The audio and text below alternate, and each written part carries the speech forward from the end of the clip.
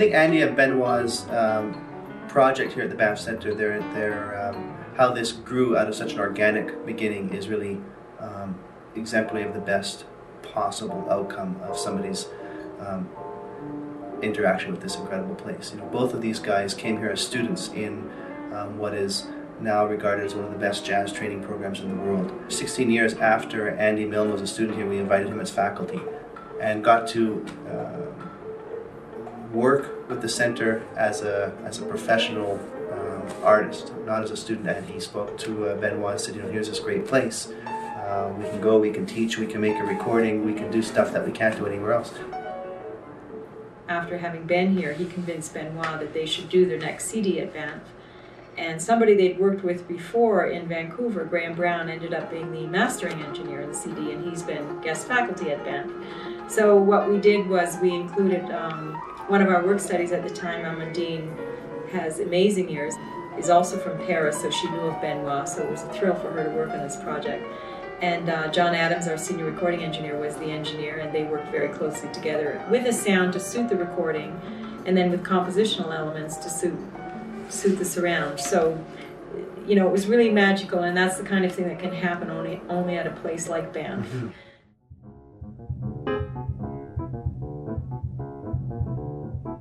I remember when we first tried some material of ours, that we took a long time to find the right place for the piano. Yeah. The pianos to stand. And once we got that right place, as opposed to like classical players that would play very close, yeah. The moment we found that good position, which actually was a position that demanded from us that required from us, to have a certain attention to the other one, rather than being too close. From that, we moved to some extremely creative process.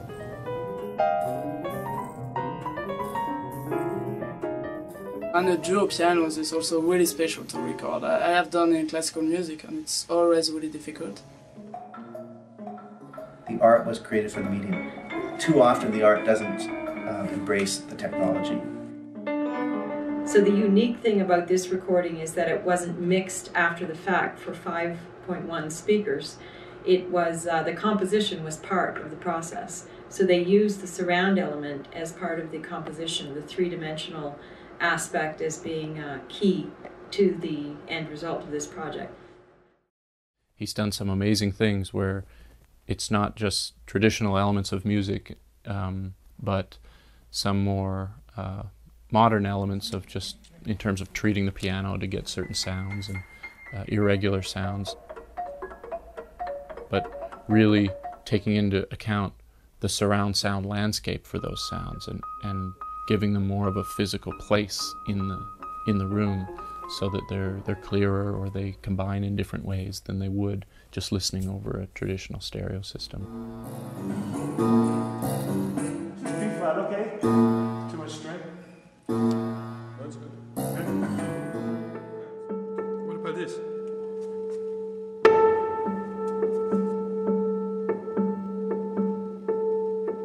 I mean, if you could even do A, B, C sharp, and I could do A, B flat C.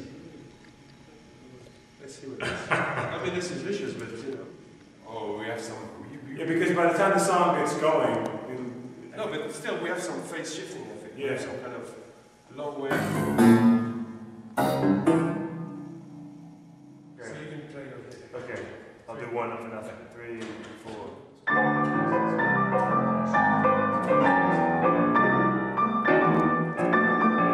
It's like 2.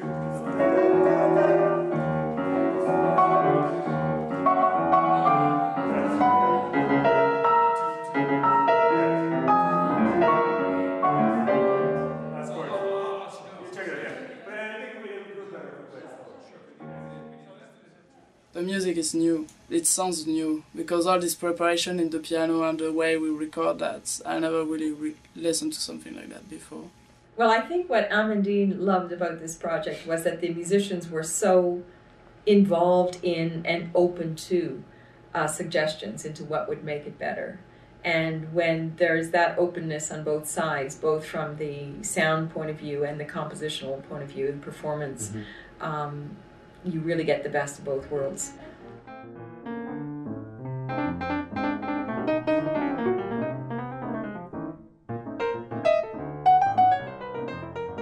what's different about collaborating with another pianist. It's like, okay, when I listen to your sound, and I think, okay, there's things that I might do in a context where I'm the only pianist.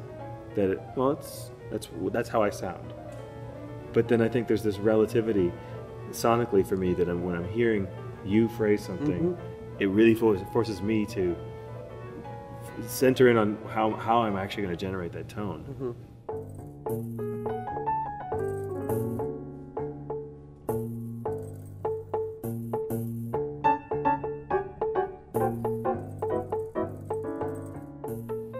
The thing I've always loved about your playing is your touch and your ability to really shape and mold the sound of the instrument.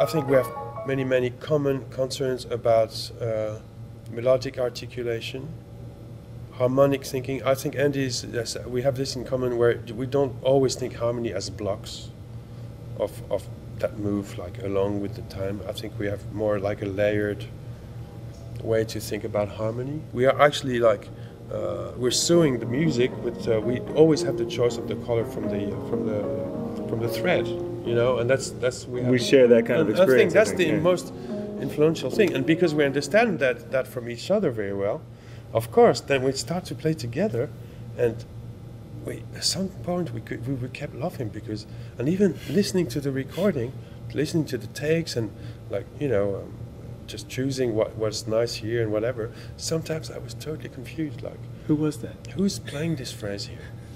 Totally. Yeah, I was completely confused to that level. It was totally confusing.